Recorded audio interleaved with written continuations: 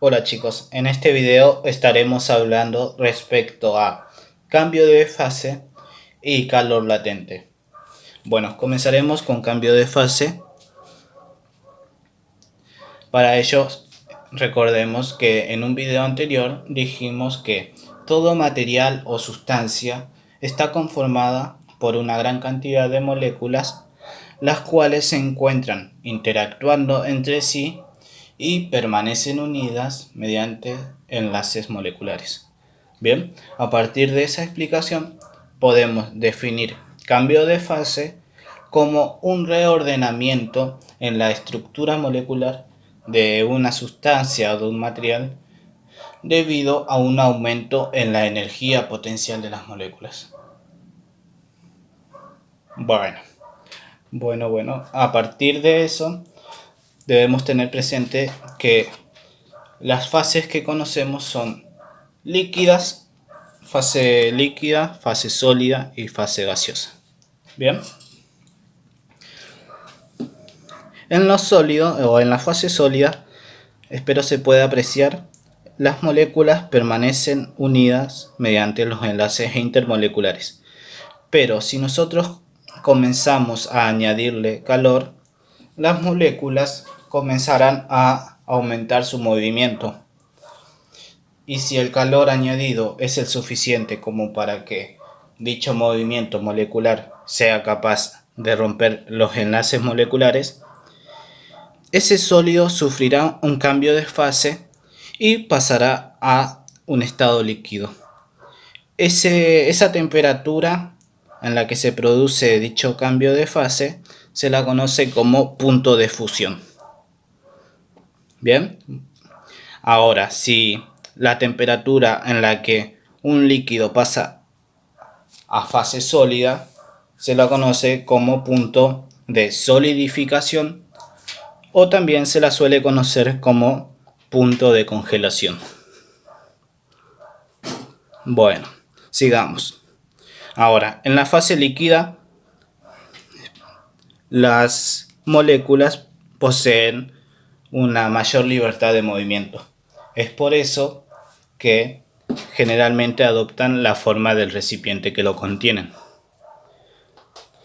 Bueno, si nosotros les añadimos calor a dicho líquido, lo que provocará es que las moléculas terminen por separarse completamente y el líquido sufra un cambio de fase, convirtiéndose en gas.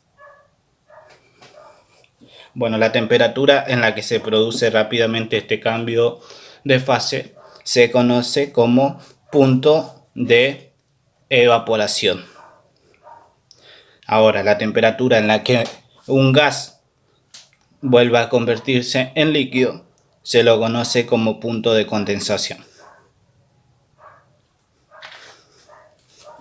Bien chicos, ahora hablaremos respecto al calor latente. Calor latente. Bien, hay que tener presente que durante el cambio de fase de una sustancia o de un material, la energía transferida está destinada a producir un cambio en la energía interna de dicha sustancia o de dicho material. Esto es con el fin de romper los enlaces y separar las moléculas a causa de un aumento en la energía potencial intermolecular, perdón. Bien, la cantidad de energía transferida durante un cambio de fase dependerá de la cantidad de sustancia de la que estemos hablando. Obviamente no es lo mismo fundir o descongelar un cubito de hielo a tener que descongelar todo un lago.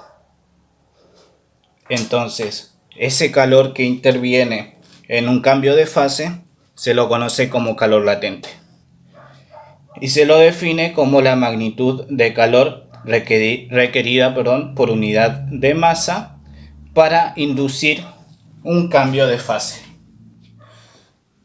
Su ecuación o la ecuación de calor latente es L, que L representa justamente el calor latente, es igual a Q, que es calor, sobre masa.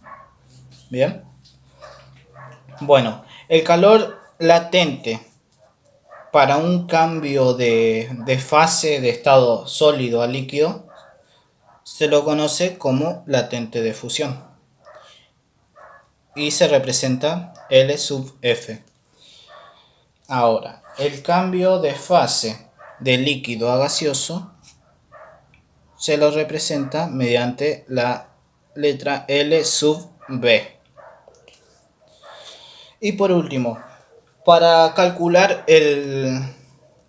la cantidad de calor que interviene en dicho cambio de fase, simplemente lo que se hace es despejar para que quede Q y nos quedaría la ecuación de la siguiente manera. Q es igual, o calor es igual, al calor latente, ya sea de fusión o de vaporización, por la masa. Bueno chicos, procederemos a realizar un pequeño ejemplo para poner en práctica justamente esta ecuación.